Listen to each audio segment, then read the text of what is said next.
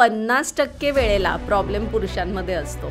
गेल्या 40 वर्षांमध्ये शुक्राणूंची संख्या 50% कमी झाली. जसजसं ग्लोबल वॉर्मिंग पण वाढणार आहे तसतसं शुक्राणूंची संख्या पण कमी होत जाणार. टेस्ट ट्यूब बेबी म्हणजेच IVF. तो जो गर्भ असतो तो टेस्ट ट्यूब मध्ये वाढत नसतो. लठ्ठपणाचा संबंध सुद्धा या इन्फर्टिलिटीशी असू शकतो. मी बरेचदा बघतो की ॲटोच्या मागे वगैरे असे लागलेले असतात 50,000 रुपयामध्ये IVF करा वगैरे. तर 50,000मध्ये तुम्ही IVF करणं अत्यंत कठीण आहे. अशा पण मी गोष्टी बघितल्या आहेत जेव्हा ती स्त्री रडून म्हणाली की मॅडम मला बाळ नाही झालं तर माझं काय लग्न टिकणार नाही. माझी ॲक्च्युली स्वतःची जेव्हा डिलिव्हरी झाली तेव्हा मला प्रचंड कॉम्प्लिकेशन्स झाले. म्हणजे मी जगणार नाही असं सांगितलं होतं. मित्रांनो नमस्कार, कसे आहात सगळे? मित्रांनो, नेहमीप्रमाणेच पुन्हा एका नव्या विषयांसह आणि अतिशय महत्त्वाच्या विषयांसह मी डॉक्टर विशाल बेदुरकर 3S या आपल्या मराठी पॉडकास्टमध्ये आपल्या सगळ्यांचं पुन्हा एकदा मनापासून स्वागत करतो. आज आपण एका वेगळ्या विषयाला हात घालणार आहे आणि तो विषय आपल्या सगळ्यांच्या आयुष्याशी निगडीत आहे. IVF म्हणजे काय?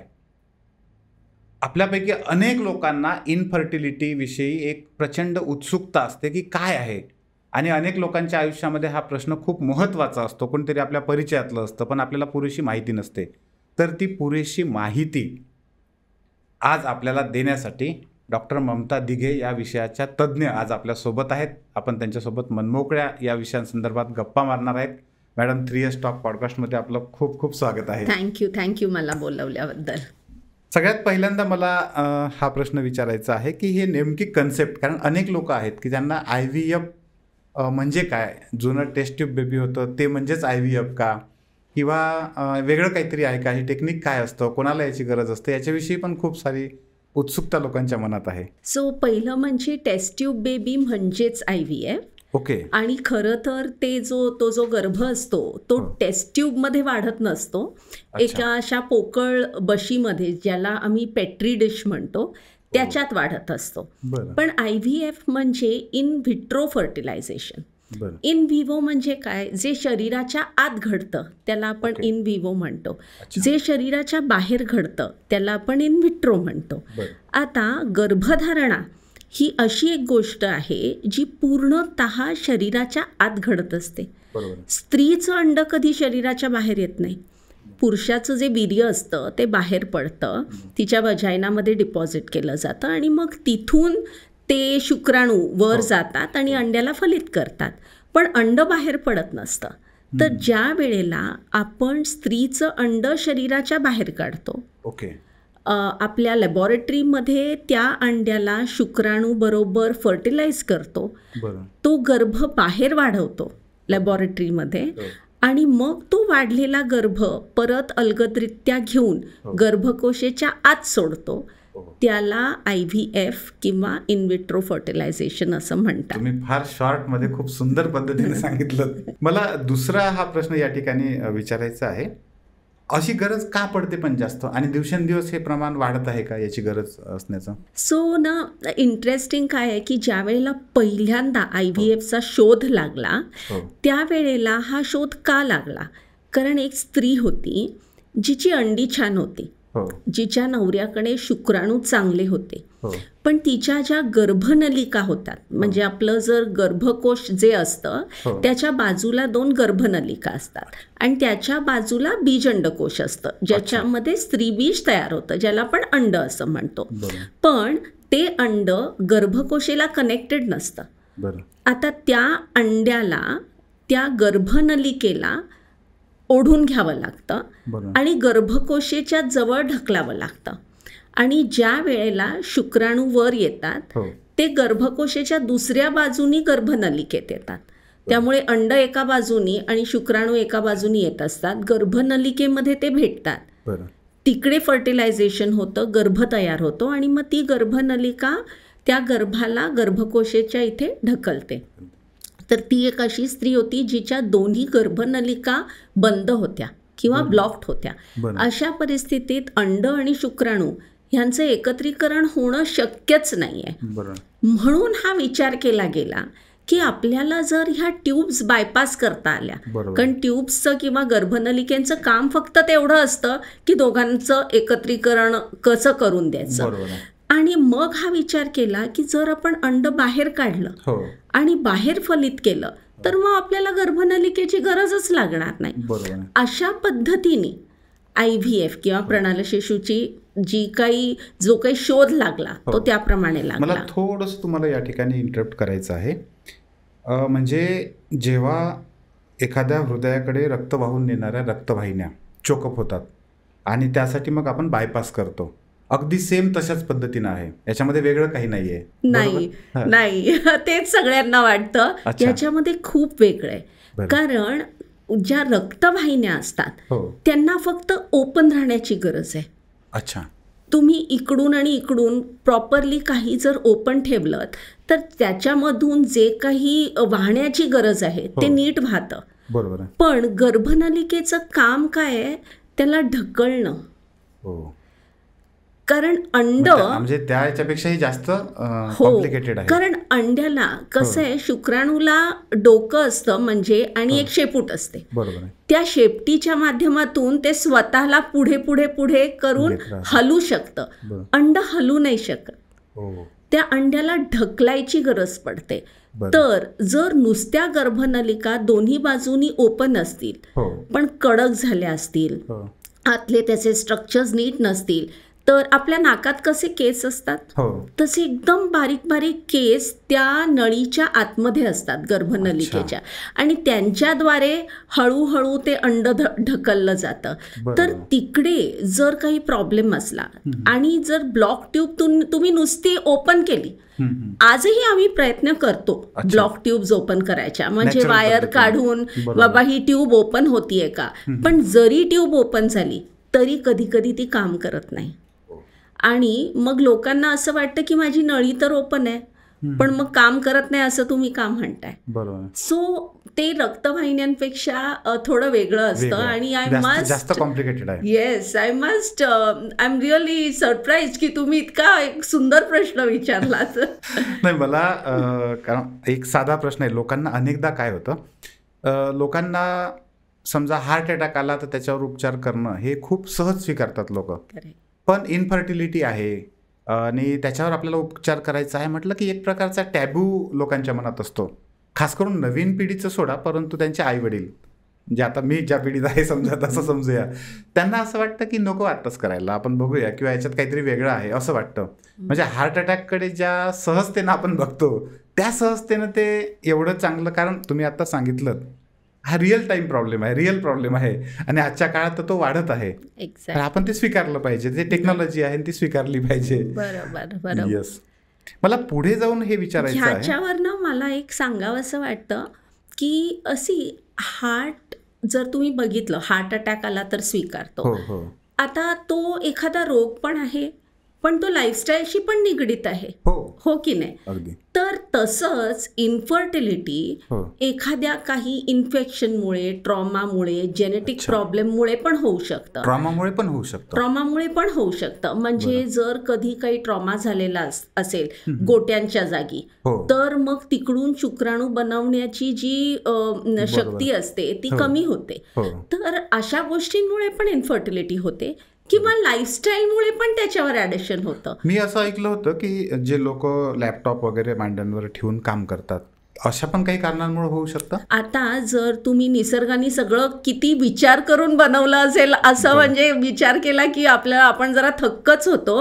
आता जर तुम्ही बघितलं तर टेस्टिकल्स म्हणा किंवा गोटी म्हणा, ते शरीराच्या बाहेर असतात त्या पिशवीमध्ये. ओके, हे का केलंय, कारण त्यांना ना टेम्परेचर कमी लागतं.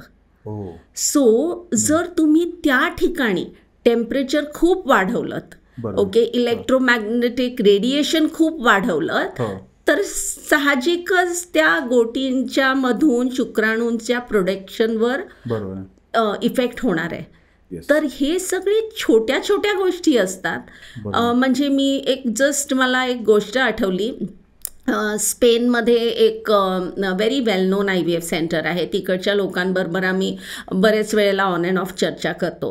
तर तिकडचे एक डॉक्टर मला सांगत होते की मध्ये आम्ही बघितलं की बरेच जे पुरुष येत होते त्यांच्या सीमनमध्ये काही ना काही एका पर्टिक्युलर लोकॅलिटीमधून येत होते. अच्छा. तिथे त्यांच्या शुक्राणूंवर आम्हाला काही ना काहीतरी इश्यू दिसत होता. बरं.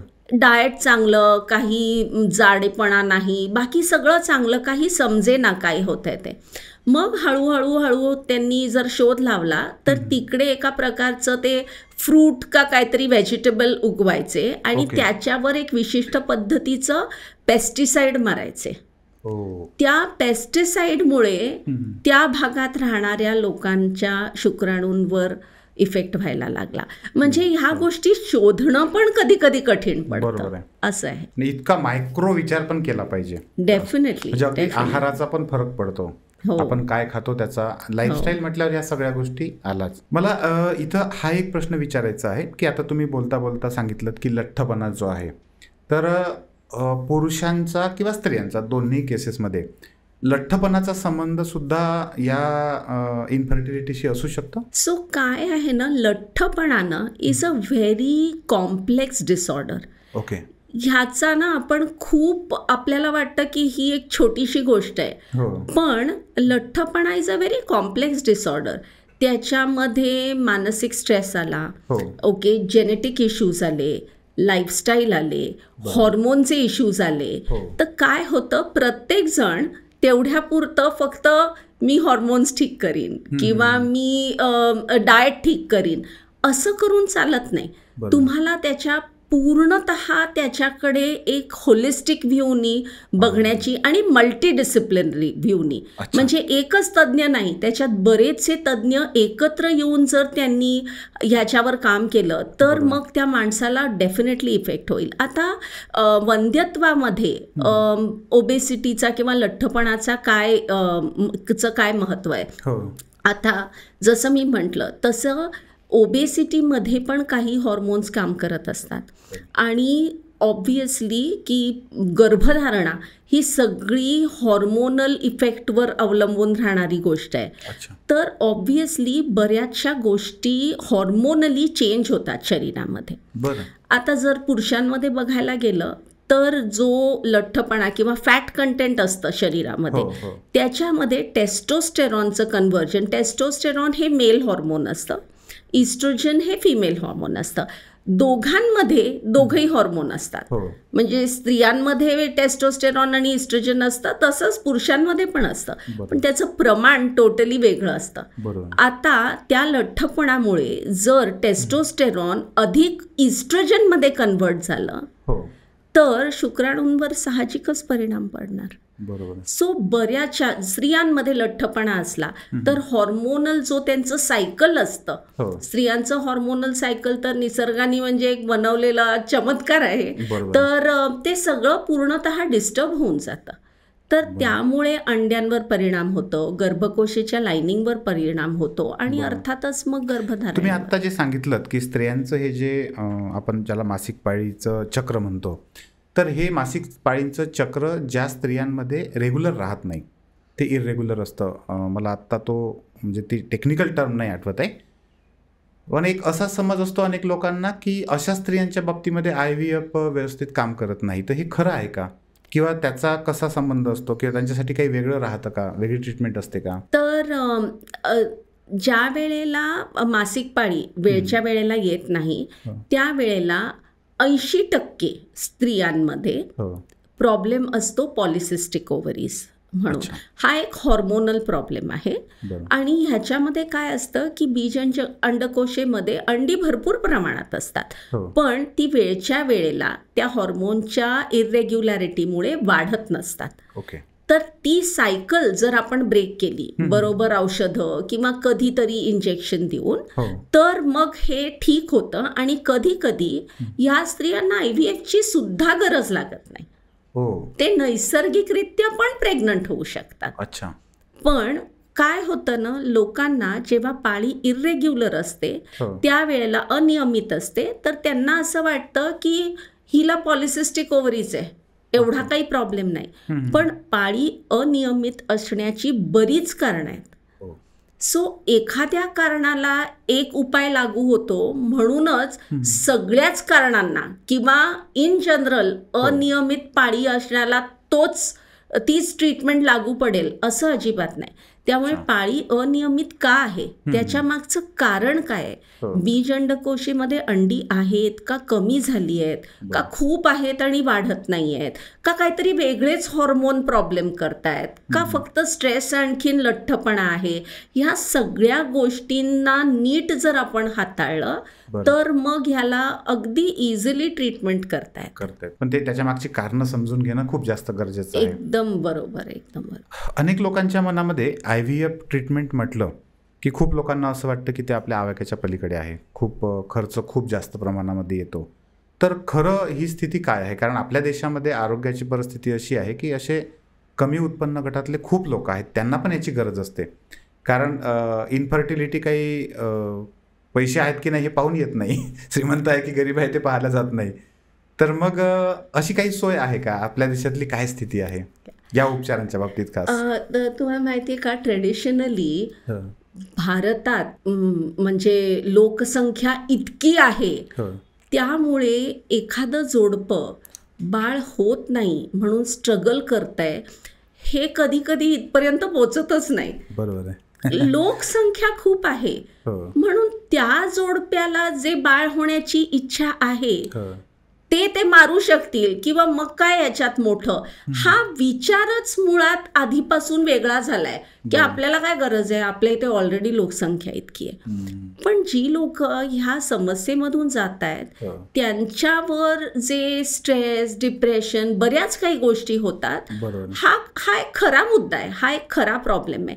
सो ट्रेडिशनली असा विचारच केला गेलेला आहे की काही गरजच नाहीये किंवा की काहीतरी दोष आहे की हा दोष आहे, हा मेडिकल कॉज नाहीये. बरोबर. किंवा तुम्ही आता खूप उशीर केला म्हणून तुम्हाला झालेला आहे, तुम्ही काही लाईफस्टाईल नीट पाळत नाही म्हणून तुम्हाला झालेलं आहे. अशा सगळ्या विचारामुळे ना एकतर म्हणजे इन्फर्टिलिटीला किंवा मंद्यत्वाला तेवढा त्याच्याबद्दल विचार केला गेलेला नाहीये. दुसरं जो तुम्ही विचारलं की हे महाग का असतं, तर आता तुम्ही विचार करा की गर्भधारणा ही पूर्णपणे शरीराच्या आत होत असते. आता त्या अंड्याला, त्या गर्भाला शरीरातल्या आतले जे स्त्रव असतात म्हणा, जी कंडिशन असते म्हणा, जे टेम्परेचर कंट्रोल असतं म्हणा, ते त्याला तसंच्या तसंच लागतं.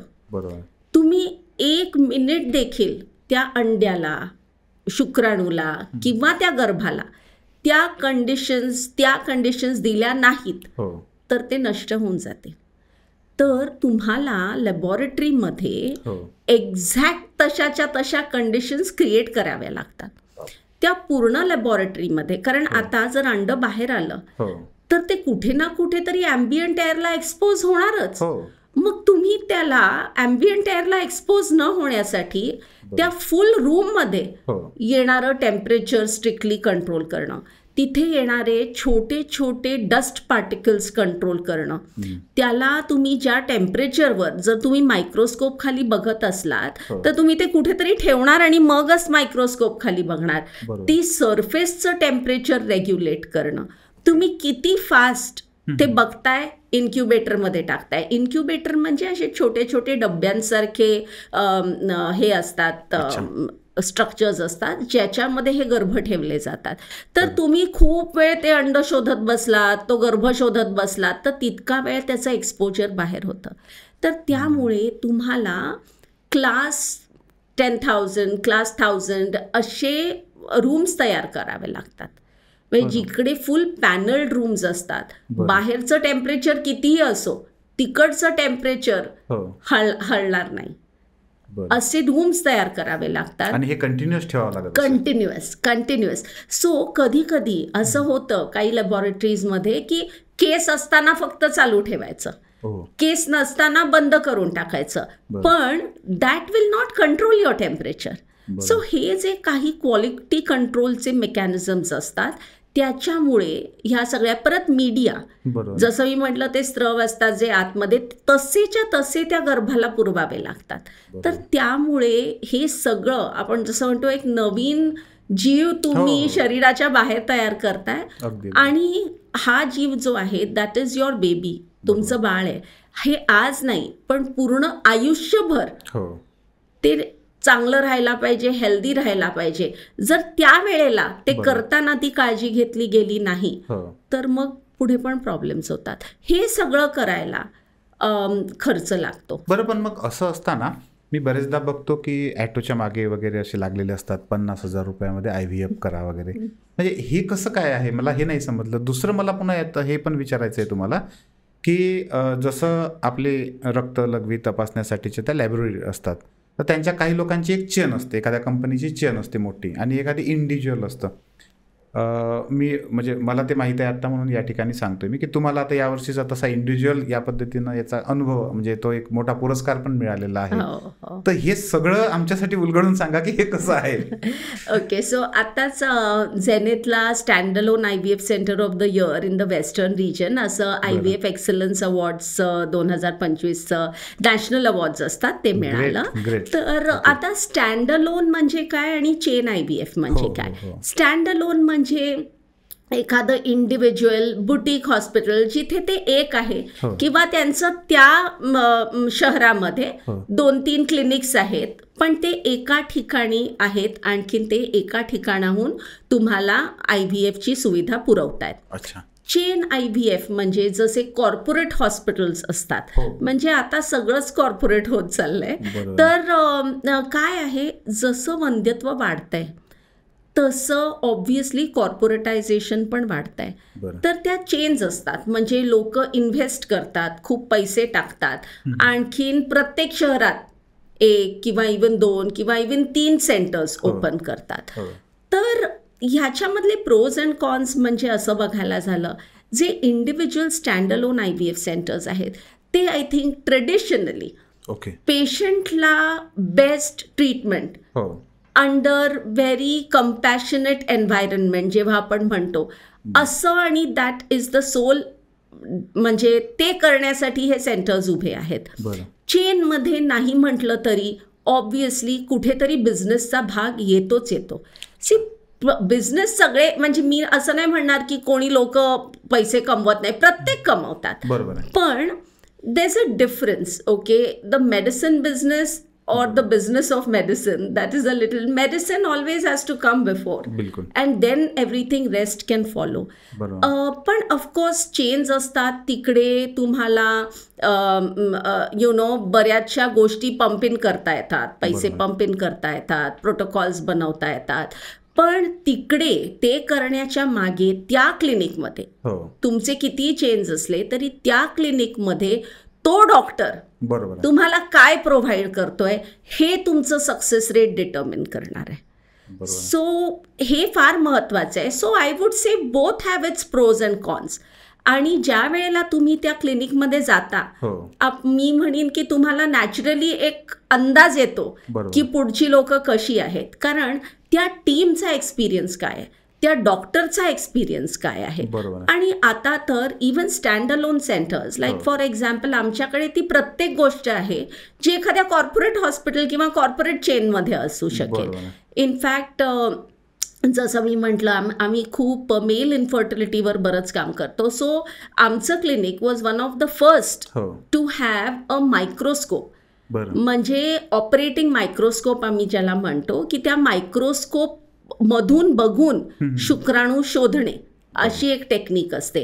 त्यावेळेला कोणाकडेही ते नव्हतं किंवा कोणी विचार पण केला नव्हता. सो जर एखाद्या स्टँड अलोन क्लिनिककडे तीच इक्विपमेंट, तेच state of the art technology आहे, plus you are getting a very highly experience team in a very personal compassionate atmosphere, I think then it's a win win. मी हे खूप चांगलं समजू शकतो. मी एज्युकेशनमध्ये काम करतो. थोडक्यामध्ये तुम्ही जे सांगितलं, स्टँड अलोनवाले जे आहेत ते पेशंट सेंट्रिक काम करतात असं आपण म्हणू शकतो, आणि जे चेनमध्ये आहेत ते त्यांच्याकडे बिझनेस आधी येतो, मेडिकल हा शब्द नंतर येतो, किंवा असं आपण थोडक्यात म्हणू शकतो. I don't want to say anything for and against for anyone, but but obviously की एक आपण म्हणतो ना एक इथॉस असतो किंवा एक सोल असतं प्रत्येक, जसं यु नो लोकांना किंवा ह्युमन बिईंग्सना सोल असतं, तसं आय थिंक प्रत्येक कंपनीला प्रत्येक जागेचं पण एक सोल असतं आणि ते सोल ना आपण ऑटोमॅटिकली एनर्जेटिकली अंडरस्टँड करू शकतो. सो हा अनुभव मी खूप चांगला घेतला आहे, घेतो पण आहे. ज्ञानज्योती एज्युकेशन म्हणून आमचं एज्युकेशनल इन्स्टिट्यूट आहे, मगाशी आपण चर्चा केली तसं. तर त्या ठिकाणी जेव्हा स्टुडंट येतात काउन्सिलिंगसाठी वगैरे येतात, तेव्हा आम्ही क्लिअर कट, समजा स्टुडंट आहे समोरचा आणि आम्ही केलेल्या टेस्टनुसार त्याच्याशी त्यांच्या आईवडिलांशी चर्चा केल्यानुसार असं दिसतंय की हा प्रशासनात येण्यासाठी सुटेबल नाही आहे, तर आम्ही तिथं क्लिअर कट त्यांना सांगतो की तुम्ही हे मार्ग शोधा, हे जास्त चांगले आहेत, लवकर तुम्हाला रिझल्ट देणारे आहेत. करेक्ट. तुम्ही इतका सुंदर एक गोष्ट सांगितली. सी बरेचसे सेंटर्स ना आमचा IVF सक्सेस रेट किती आहेत सांगतात, आम्ही कधी असं बघत नाही, कारण आम्ही स्वतःला फर्टिलिटी सेंटर मानतो. बरोबर. जर मी IVF न करता कोणाला प्रेग्नन्सी देऊ शकली तर इनफॅक्ट मी खूप मोठी गोष्ट केली. सो आम्ही नेहमी आपल्या क्लिनिकमध्ये जो माणूस आलाय त्यापैकी किती लोकांना प्रेग्नन्सी झाली, मग ते बोलून पण का होईना, त्यांचा स्ट्रेस रिड्यूस करून का होईना, मायनर हॉर्मोनल करेक्शन्स करून का होईना, काहीही असू दे, पण जर ते प्रेग्नंट झाले तर तो आपला सक्सेस रेट आहे. त्यामुळे आम्ही नेहमी इन जनरल आपला प्रेग्नन्सी रेट किती आहे, मग तो कुठल्याही प्रकारे झालेला असे ना, सो त्याच्यावर जास्त भर. या चर्चेच्या निमित्तानं मला असं वाटतं की ही गोष्ट पण खूप महत्वाची आहे. म्हणजे आता हा आपला पॉडकास्ट पाहणारे सगळे लोक, आपण एका अशा एरामध्ये आहो की तिथं बिझनेस पण आहे, त्याला आपण नाकारू शकणार नाही, परंतु प्रोफेशन ज्याची एक नैतिक मूल्य असतं, ज्याची एक व्हॅल्यू सिस्टीम असते आपली, ती पण आहे, आणि आपल्याला कुठेतरी दोन्हींचा ताळमेळ जुळणं. आणि एस्पेशली IVF मध्ये ना तुमचा दोन गोष्टी, एक कारण कसं आहे प्रत्येक वेळेला 100% प्रेग्नन्सी तुम्ही नाही देऊ शकत. ओके, तर तुम्ही किती जास्तीत जास्त प्रेग्नन्सी देताय आणि तुम्ही पेशंटला काय एक्सपिरियन्स देताय, कारण जर सक्सेस आला, सॅटिस्फॅक्शन आला तर बिझनेस विल फॉलो.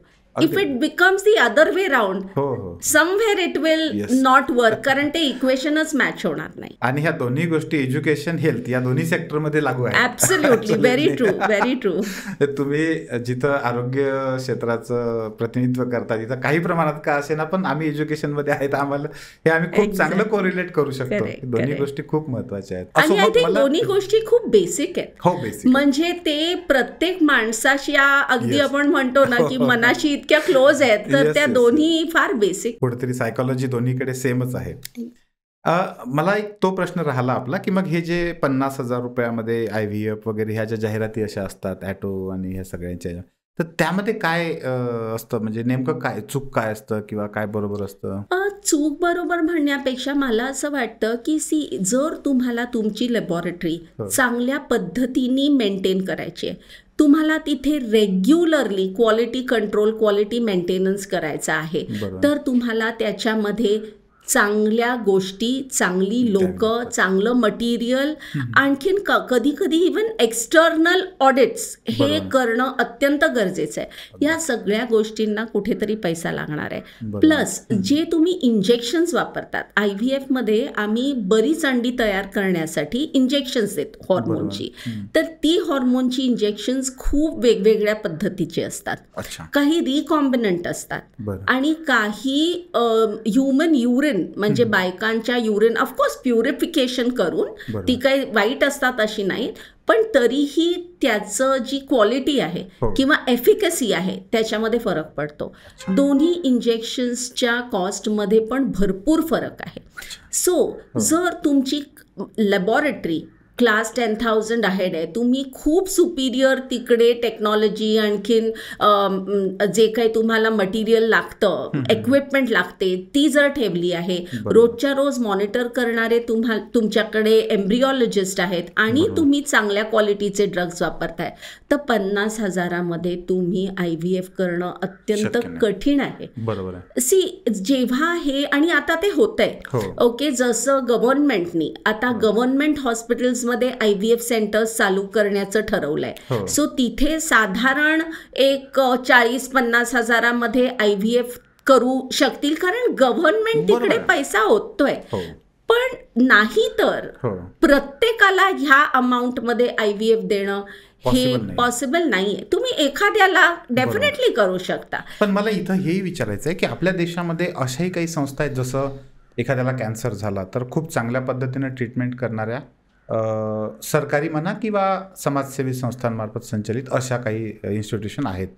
तर तसं IVFसाठी पण कमी पैशामध्ये पण चांगल्या दर्जेदार, ज्याला तुमच्या भाषेत आपण आता क्वालिटीचं म्हणूया, तर त्या दर्जाचं तिथं ट्रीटमेंट मिळू शकते अशी पण काही म्हणजे व्यवस्था आहे. सो अजून गव्हर्नमेंटनी असं काही केलेलं नाहीये. काही इन्शुरन्स कंपनीज IVF ची ट्रीटमेंट हल्ली कव्हर करायला लागल्यात. सो ते इन्शुरन्सद्वारे, पण मग ते प्रत्येकाचा इन्शुरन्स कसा आहे ते बघून ते करायला लागतात. आणखीन अशा काही प्रायव्हेट सेक्टर आहेत जे आता पैसे भरतात, आणखीन मग नंतर तुम्हाला त्यांना पे करता येतं. तसंच आमच्या फील्डमध्ये काही सिनियर लोकांनी फंड सुरू केलेत की खरंच एखादा गरजू कपल असलं तर मग आम्ही त्यांच्या वतीने त्यांना पाठवतो सगळे त्यांचे डिटेल्स, आणि मग ते 50,000 त्यांना मदत करतात. सो अशा गोष्टी आहेत. पण मला वाटतं की जसं चालत आलंय त्यापणे वंध्यत्वाकडे किंवा या ट्रीटमेंट्सकडे खरंच गरजेच्या आहेत, किंवा या हेल्थसाठी अफेक्ट करतात, हे एक लाईफस्टाईल चॉईस मानला गेलेला आहे. आणि म्हणून त्याच्यासाठी अजून इतक्या सुविधा अवेलेबल नाहीत. हो, करेक्ट. मगाशी तुम्ही एक प्रश्न जेव्हा आपण घेत होतो त्यावेळेस तुम्ही असं म्हणालाल की हे जे हार्मोन्सचं आपण हे करतो, तर ही ट्रीटमेंट, हार्मोन्सची ट्रीटमेंट खास करून करत असताना स्त्रियांच्या बाबतीमध्ये त्याचे काही दुष्परिणाम पण असू शकतात. सो जसं मी म्हटलं, हल्ली खूप चांगल्या क्वालिटीचे इंजेक्शन्स आणि हॉर्मोन्स अवेलेबल आहेत. हे जे हॉर्मोन्स आम्ही देतो ते फक्त आणि फक्त बीज अंडकोशेवरच काम करतात. ते शरीरातल्या दुसऱ्या कुठल्याही भागावर काम करत नाही. तर त्यामुळे ह्या हे इंजेक्शन्स आम्ही रोजच्या रोज देतो का? कारण ते इंजेक्शन्स रोजच्या रोज शरीरामधून वॉशआउट होत जात आहेत. त्यामुळे ते शरीरामध्ये साठून राहत नाहीत. तर त्यामुळे लॉंग टर्म या हॉर्मोन्सचा इफेक्ट होत नाही शरीरावर. शॉर्ट टर्म हॉर्मोन्स कधी वाढतात, थोडे कमी होतात, तर शॉर्ट टर्म कधी कधी स्त्रियांना थोडंसं ब्लोटेडनेस किंवा अशा गोष्टी वाटू शकतात, पण ह्याचा लॉंग टर्म इश्यू होत नाही. थोडंसं आता जसं आमची एक बॉडी आहे, अमेरिकन फर्टिलिटी सोसायटी किंवा American society of reproductive medicine, त्यांच्याप्रमाणे पण खूप शोध लावला आहे की IVF ह्या टेक्निकमुळे स्त्रियांवर नंतर काही इश्यूज होतात का? तर बऱ्याचशा स्टडीजनी सांगितलं आहे की असं काही नाही. ज्या स्त्रियांना ऑलरेडी बीज अंडकोशाचे विकार असतात, एंडोमेट्रिओसिस म्हणा, खूप मोठे सिस्ट म्हणा, ह्यांच्यामध्ये जर IVF केलं तर अगदी थोड्या पर्सेंटेजनी ओव्हेरियन कॅन्सरची रिस्क वाढते असं शोधलेलं आहे. पण ते फक्त IVF केल्यामुळे नाही होत, त्याच्या मागे आणखीन पण बरीच काही कारणं असतात. पण ह्या व्यतिरिक्त आणखीन काहीही लॉंग टर्म इश्यूज असे सापडले गेलेले नाहीत. मला परत एक असंही विचारायचं आहे, तर आता आपण आत्तापर्यंत ही जी चर्चा केली सगळी ही बऱ्यापैकी वुमन सेंट्रिक आहे. पण पुरुषांच्या बाबतीमध्ये पण या बाबतीतले इश्यूज असतात आणि खूप जास्त असतात. तर ते काय काय असतात? खूप जास्त हा फार महत्वाचा आहे, कारण 50% वेळेला प्रॉब्लेम पुरुषांमध्ये असतो. सो त्यामुळे दिस इज अ कपल प्रॉब्लेम. बरोबर. आणि खरोखरी ते ना अगदी बाजूला ठेवलं गेलेलं आहे. म्हणजे अशा चर्चेमधून हे पोचवणं की अनपेक्षितपणे आपणच आता बाजूला ठेवलं. खरंय, बरोबर. पण you brought it to the light which is good. तर हे आणणं. आणि सेकंडली मला असं पण वाटतं की मी आता गेली 25 वर्ष काम करते याच्यामध्ये, आणि मला तो आता फरक दिसतोय.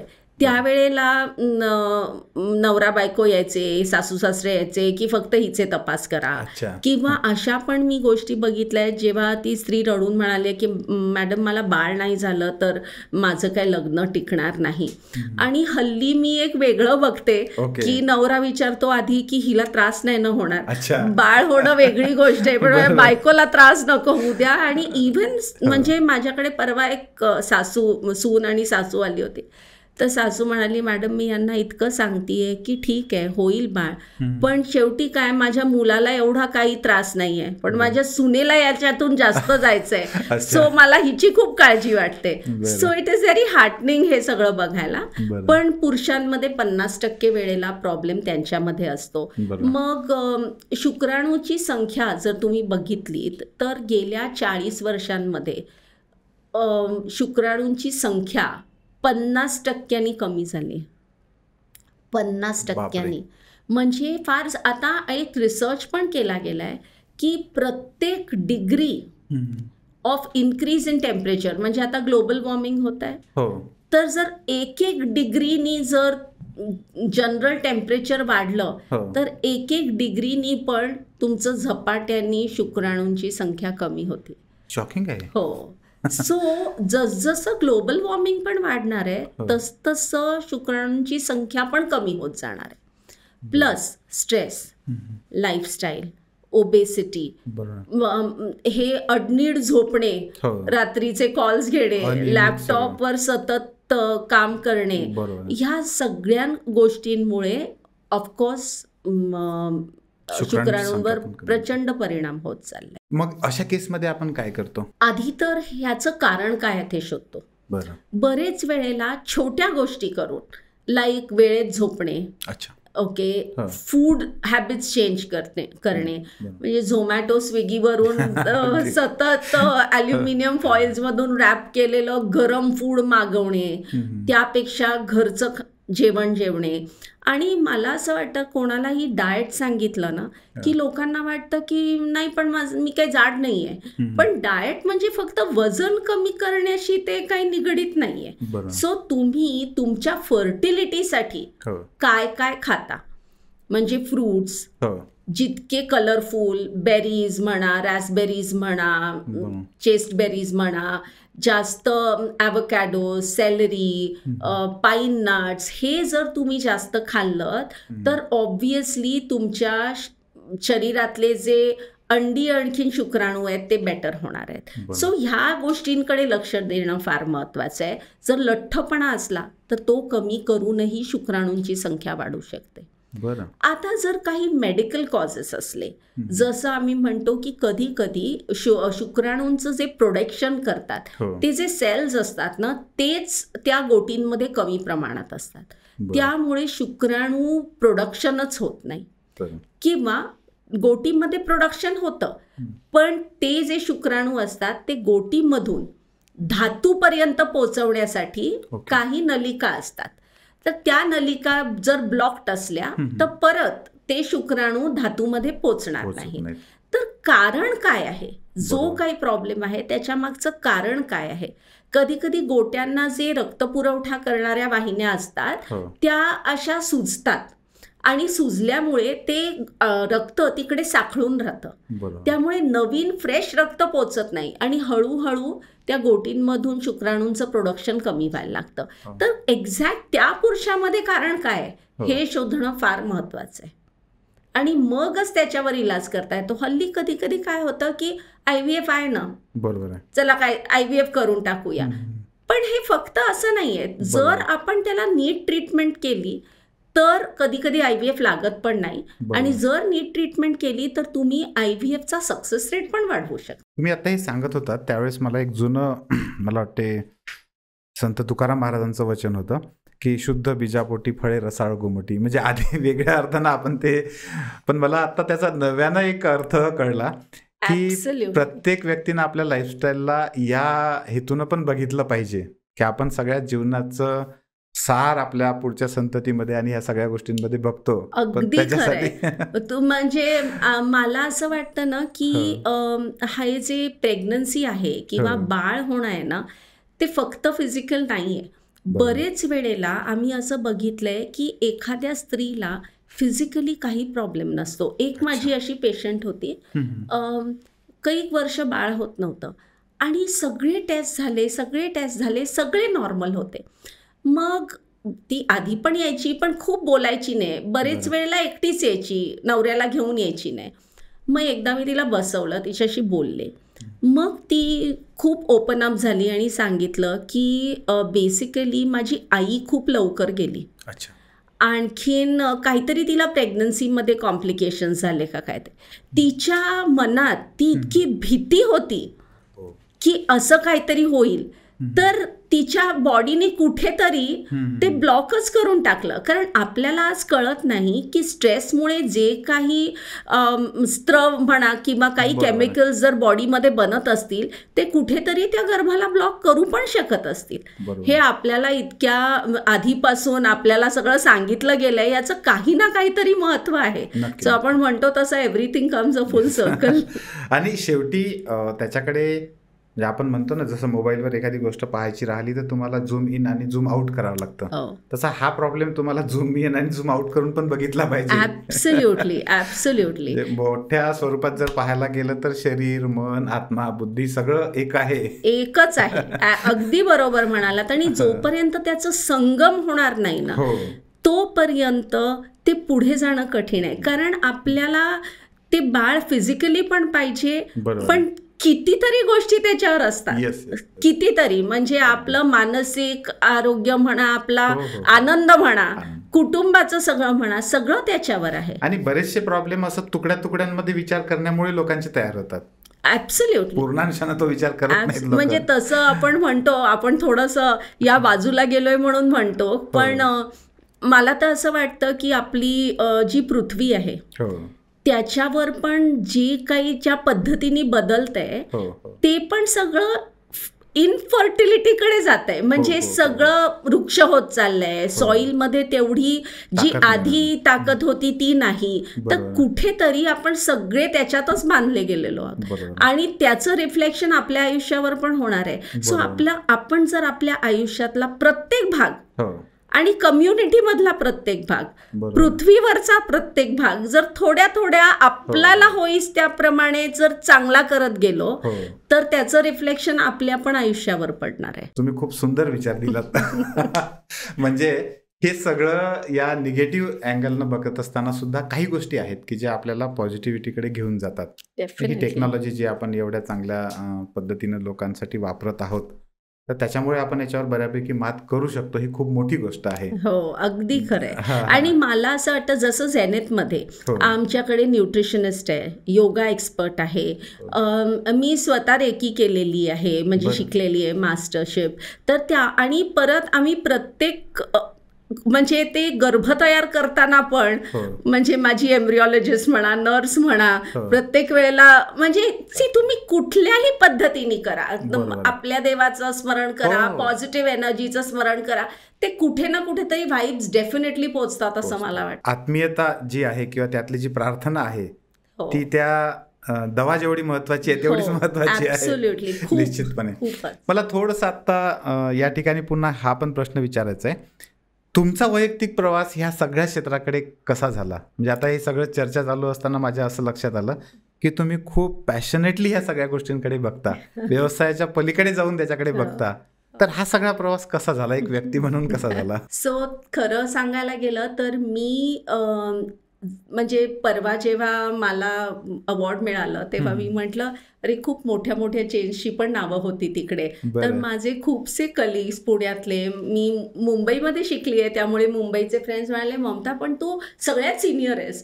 सो मी हा प्रवास खूप आधी सुरू केला आणि आता लोक फक्त इन्फर्टिलिटीचं स्पेशलायझेशन करतात, पण 20 वर्षापूर्वी, कारण बेसिकली आम्ही सगळे गायनेकॉलॉजिस्ट आहोत, म्हणजे प्रसूतीशास्त्र, स्त्रियांशी निगडीत असलेले इश्यूज, तर प्रसूतीशास्त्र आणि किंवा आपण म्हणतो MTPs हे जरा जास्त सगळेच तिथून सुरुवात करतात. आता मी ठरवलं की मला ते नाही करायचं, मला फक्त इन्फर्टिलिटीवर फोकस करून फक्त ते करायचंय.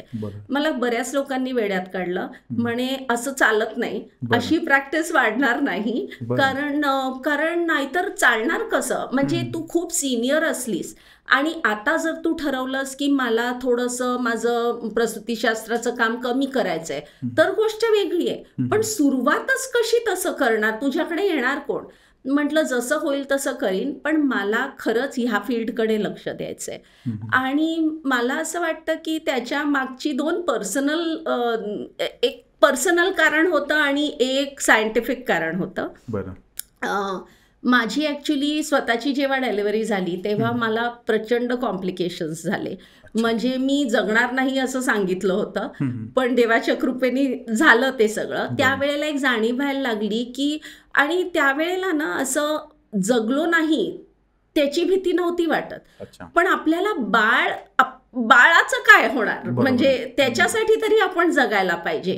त्यावेळेला एक जाणीव झाली की एखाद्या आईला किंवा एखाद्या वडिलांना मुलांविषयी जे वाटतं ते याच्या पलीकडे आहे, ते तुम्ही ना डिस्क्राईब नाही करू शकत. त्यामुळे ज्या लोकांना बाळ होत नाही त्यांना किती त्रास होत असेल, तर त्यामुळे तिथे जर आपण काही करू शकलो, आणि 20 वर्षापूर्वी हे फील्ड तेवढं ॲडव्हान्स्ड नव्हतं, त्यामुळे तो एक होता. आणि सेकंडली जेव्हा मी ते गर्भ बघायची अंडर द मायक्रोस्कोप, मी डॉक्टर कामिनी राव ज्या बँगलोरमध्ये आता त्या पद्मश्री आहेत, त्या अमंग्स द फर्स्ट होत्या भारतामध्ये ह्याचं काम करणाऱ्या. तर त्यावेळेला आमच्याकडे पूर्ण भारतातून लोक यायची, कारण IVF सेंटर्सच नव्हती.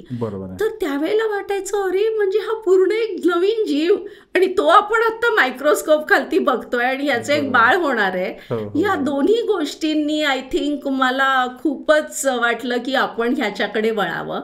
आणि मग तुम्ही म्हटलं तसं ऍक्च्युली झोकून दिलं, कारण मग म्हटलं की आता जे होईल ते होईल, करायचं तर हा जो डिफरन्स आहे ना, हा सहवेदना संवेदना हा जो म्हणतो आपण, इम्पॅथी सिम्पॅथी जे वापरतो नेहमी, म्हणजे तुम्ही स्वतः त्या सगळ्या भोगांमधून गेलात, ते बघितलं सगळं आणि रिलेट केलं, आणि म्हणून मग तुम्ही पॅशनेटली त्या क्षेत्रामध्ये झोकून दिलं.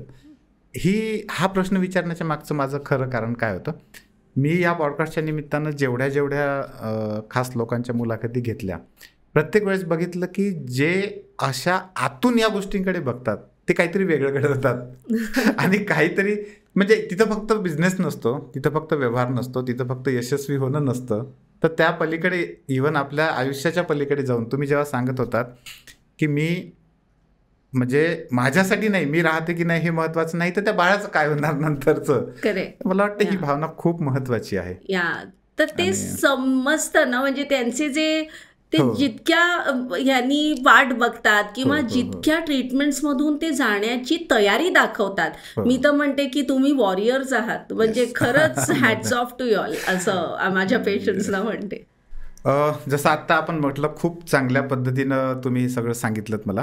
मला तुम्ही आत्ता जे वेगवेगळे उपक्रम राबवता त्याच्यामध्ये काही उपक्रम आहेत की ज्याच्यामध्ये अगदी फ्री कन्सल्टेशन तुम्ही करता, तर हे जे उपक्रम आहेत हे कसे आहेत ज्याचा आपले सगळे प्रेक्षक पण फायदा घेऊ शकतील? कधी कधी काय होतं ना, प्रश्न एखाद दुसरा असतो किंवा काही राहिलेला असतो किंवा सेकंड ओपिनियन असतं, किंवा आपण आपल्याला वाटतं की अरे परत IVF सेंटरमध्ये गेलो तर केवढा खर्च होईल. त्यामुळे आम्ही प्रत्येक गुरुवारी फ्री कन्सल्टेशन ठेवतो. काहीही म्हणजे फर्टिलिटीच्या संदर्भात. कोणालाही काहीही फर्स्ट ओपिनियन, सेकंड ओपिनियन, परत काही विचारायचं असलं तर ते थर्सडेला अपॉइंटमेंट घेऊ शकतात. आणखीन अगदी विनामूल्य कन्सल्टेशन येऊन करू शकतात. म्हणजे फिजिकली क्लिनिकमध्ये अपॉइंटमेंट घेऊन आणि इव्हन ऑनलाईन. आम्ही थर्सडेला ऑनलाईन पण फ्री कन्सल्टेशन करतो. आणखीन ऑनलाईन पण आम्ही कन्सल्टेशन करतो, म्हणजे रेग्युलर एक आहे टॉपमेट म्हणून आहे, त्याच्यावर बुक करता येते कन्सल्टेशन आणि ते करता येतं. त्यामुळे मग लोकांना जेव्हा पाहिजे, जसं पाहिजे त्याप्रमाणे ते येऊ शकतात. सेकंड, जसं मी म्हटलं तसं खूप स्ट्रेसमधून जात असतात एस्पेशली बायका, तर त्याच्यासाठी ना आम्ही एक झेनिथ होप सर्कल केलंय. म्हणजे हा एक व्हॉट्सॲप ग्रुप आहे ज्याच्यावर तुम्ही अनॉनिमसली, म्हणजे तुमचं नाव वगैरे तिथे कुठेही नसतं, त्यामुळे कोण कोण त्या ग्रुपमध्ये आहे दिसत नाही. तर मग आम्ही वेगवेगळ्या गोष्टी त्याच्यावर पोस्ट करतो, स्ट्रेस बद्दल, IVF बद्दल नवीन माहिती, ते पण आम्ही पोस्ट करतो. आणि कधी कधी आम्ही ऑफलाईन असे कार्यक्रम घेतो की म्हणा जस्ट मेडिटेशन म्हणा किंवा मॅनिफेस्टेशन म्हणजे विजन बोर्ड वगैरे करा, अशा सगळ्या गोष्टी आम्ही त्याच्यामध्ये घेत असतो. आणि तुम्ही मंगेशकर हॉस्पिटल मधला जो विभाग तुम्ही सुरू केला होता ती स्टोरी काय आहे नेमकी? नाही, ऍक्च्युली मी पुण्यात आले साधारण 2006 मध्ये. जसं मी म्हटलं, मी ऍक्च्युली KEM हॉस्पिटल मुंबईहून माझं शिक्षण पूर्ण केलं, तिथे पण मी काम करत होते. मग मी बँगलोरला डॉक्टर कामिनीराव बरोबर जवळजवळ 6-7 वर्ष काम केलं ह्या क्षेत्रात. आणि भारतामध्ये त्यावेळेला ना इन्फर्टिलिटीसाठी डिग्री नव्हती. तर मग दिल्ली नॅशनल बोर्डनी ह्या डिग्री सुरू केल्या. त्यापैकी पहिल्या 3-4 लोकांना, म्हणजे या देशातल्या पहिल्या 3-4 लोकांमधून नॅशनल बोर्ड सर्टिफाईड जे रिप्रोडक्टिव्ह मेडिसिन स्पेशलिस्ट आहे ती डिग्री मी कंप्लीट केली. मग इथे 2006 साली आले, त्यावेळेला दीनानाथला IVF सेंटर नव्हतं. मग ते IVF सेंटर एस्टॅब्लिश केलं, ऑफकोर्स गायनेकॉलॉजी टीम आणखीन बरोबर. आणि तिथे प्रोग्राम डिरेक्टर म्हणून मी 7 वर्ष काम केलं. नंतर मग असं वाटलं की थोडं आपलं काहीतरी चालू करावं म्हणून. I am still associated because you know the Dinanath is that my heart आणि दॅट्स द बेबी. पण आता मग त्याच्यानंतर तिथे 7 वर्ष काम केल्यानंतर मग मी झेनेथ चालू केलं. म्हणजे आज खऱ्या अर्थानं हा एक इतका मोठा विषय होता, पण खूप चांगले इन्साइट्स तुम्ही आम्हाला दिल्यात आणि या ठिकाणी येऊन आपल्या सगळ्या 3S टॉकच्या सगळ्या प्रेक्षकांना इतकी सुंदर माहिती मार्गदर्शन या विषयांवरचं केलं. 3S टॉक तर्फे खूप खूप आभार. थँक्यू मला बोलवल्याबद्दल.